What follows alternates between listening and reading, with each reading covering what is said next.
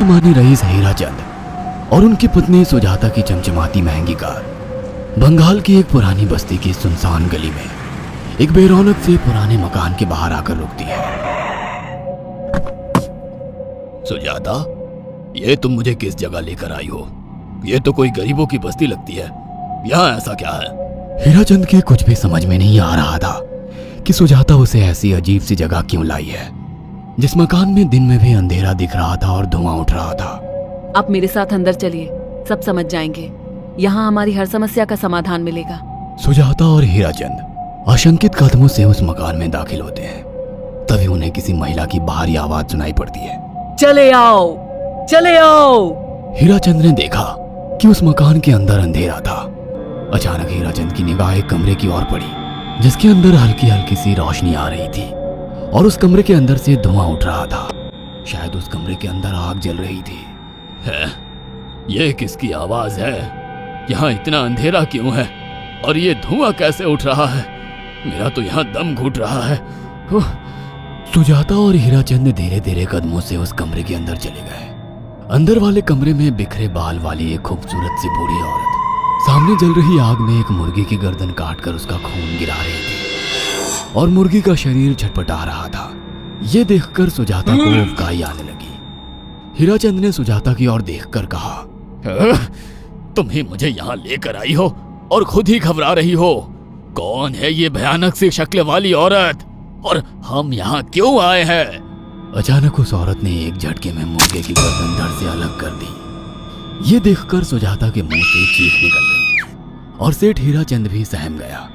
वो बहुत डरावना नजारा था। ये अघोरा ताई हैं। ये हमें अपनी काली तंत्र विद्या से संतान सुख प्रदान कर सकती हैं। इसलिए मैं आपको यहाँ लेकर आई हूँ। कैसी बात करती हो? जहाँ बड़े से बड़े डॉक्टर सफल नहीं हुए, वहाँ ये मामूली औरत क्या कर लेगी? हीराचंद की बात सुनकर अघोरी ताई ने गुस्से से हीराचंद की ओर देखकर कहा, नादान हीराचंद, काली विद्या में इतनी शक्ति है कि मरे को भी जिंदा कर दे। संतान पैदा कराना कौन सा मुश्किल है? तुम्हें मेरा नाम कैसे पता? क्या तुम सच में हमें संतान सुख दिला सकती हो? तुम जितनी दौलत मांगोगी मिल जाएगी, अगर ये संभव है तो। संतान का नाम सुनते ही हीराचंद की आंखों में चमक आ गई। वह संतान के लिए कुछ भी कर सकता था। तुम लोगों को मुझे एक नवजात शिशु लाकर देना होगा। मैं उस शिशु की बलि चढ़ा दूंगी और फिर वही शिशु तुम्हारे घर में फिर से जन्म लेगा। नवजात शिशु की बलि का नाम सुनते ही सुजाता और हरिचंद डर के मारे सिहर गए, पर उनकी आंखों में उनकी संतान का सपना ज्यादा बड़ा था। वो सब करने को तैयार थे। अघोरा ताई, आप जैसा कहेंगे हम वैसा करेंगे। बस हमें संतान सुख दिला दो। बिना वारिस के हमारी दौलत किस काम की? संतान सुख के लिए अंधे हो चुके सुजाता और हरिचंद अपनी नौकरानी शीला से एक नवजात बच्ची चोरी करवा के अघोरी ताई को दे देते हैं।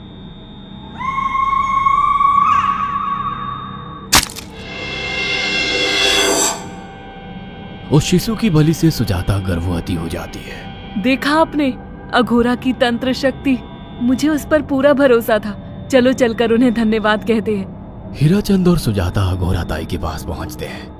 वो दोनों बहुत खुश थे और अघोरा पर उन्हें अंधविश्वास हो गया था। अघोरा ताई, आप महान तंत्रिका है। आपने वो चमत्कार कर दिखाया जो बड़े बड़े डॉक्टर नहीं कर सके। ये काली विद्या है बेटा।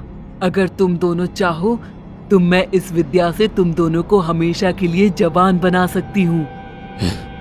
क्या सच में ऐसा संभव है? हाँ बिल्कुल, पर इसके लिए तुम्हें जवान लड़के और लड़कियों की बलि चढ़ानी होगी। तुम उन्हें यहाँ तक लाओ, बाकी मैं देख लूंगी। जवान रहने की लालच में अंधे सुजाता और हरिचंद एक अनाथ आश्रमों से हर रोज एक लड़की या लड़के को गोद लेने के बहाने अघोरी के पास बलि चढ़ाने ले जाने लगे। और एक दिन अघोरी ताई ने हीराचंद और सुजाता से इंसानी मांस खाने को कहा। पूरी तरह से इंसान से हैवान बन चुके अब वो दोनों इंसानी मांस खाने के लिए तैयार भी हो गए। ये गर्म खून और मांस खाकर तुम लोगों की उम्र भी बढ़ जाएगी। खाओ इसे। हाँ, सच में ये इंसानी मांस बड़ा स्वादिष्ट है। अघोरा ने अपनी बातों में फंसाकर सुजाता और हरिचंद को नरभक्षी बना दिया था। वो तीनों हर दिन बलि चढ़ाकर खून पीकर मांस खाने लगे। नौकरानी शीला भी नए शिकार लाने में उनकी मदद करती थी, मगर एक दिन शीला को शिकार नहीं मिला। मेम साहब, आज एक भी शिकार हाथ नहीं लगा और मैं बहुत थक गई हूँ और घर जाकर थोड़ा आराम करना चाहती हूँ। कोई बात नहीं शीला, एक छोटा सा काम है, तुम हमारे साथ चलो, लौटते में हम तुम्हें घर छोड़ देंगे। जी मेम साहब।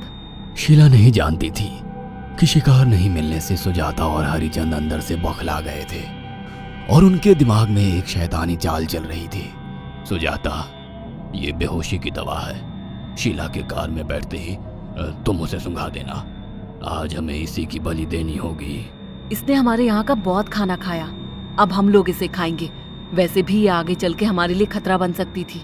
कार में बैठते ही सुजाता शीला को बेहोश कर देती है और वो लोग सीधे अघोरी ताई के यहाँ पहुंच जाते हैं, जहाँ अघोरी ताई शीला की बलि चढ़ा देती है और तीनों मिलकर उसे नोच कर खाते हैं।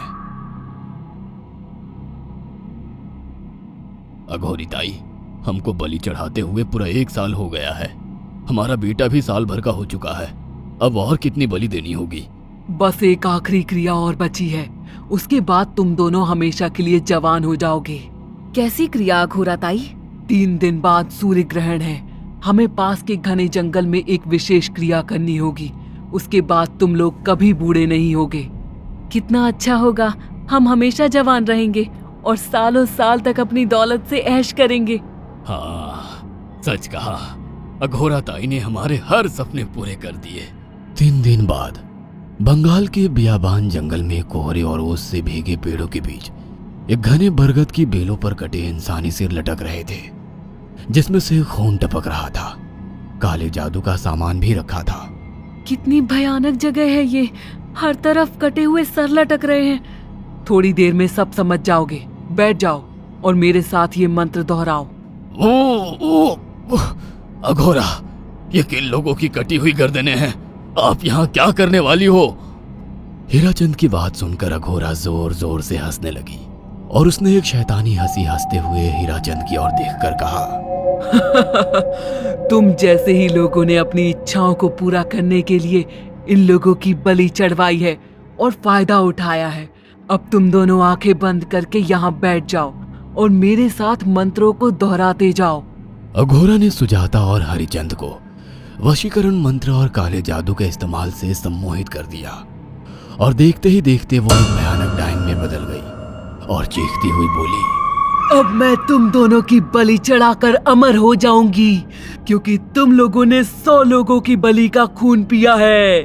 देखते ही देखते उस डायन ने फरसे से एक एक करके सुजाता और हरिचंद की गर्दन काटकर जल रही आग में बलि चढ़ा दी और उनका गर्म खून पीने लगी। जब तक तुम जैसे मूर्ख और लालची लोग अपने फायदे के लिए दूसरों को मेरे पास लाते रहेंगे, मैं उनका फायदा उठाकर ऐसे ही उनकी बलि चढ़ाती रहूंगी। दरअसल अघोरा एक डायन थी और अपना स्वार्थ पूरा करने के लिए उसने हीराचंद और सुजाता की लालच का फायदा उठाकर उनकी भी बलि चढ़ा दी। बुरे काम का बुरा ही नतीजा मिलता है। अगर आपको हमारी ये कहानी पसंद आई हो तो इसे लाइक और शेयर करना ना भूलें। साथ ही ऐसी और नई कहानियों के अपडेट्स पाने के लिए हमारे चैनल अक्षु टीवी को जरूर सब्सक्राइब करें।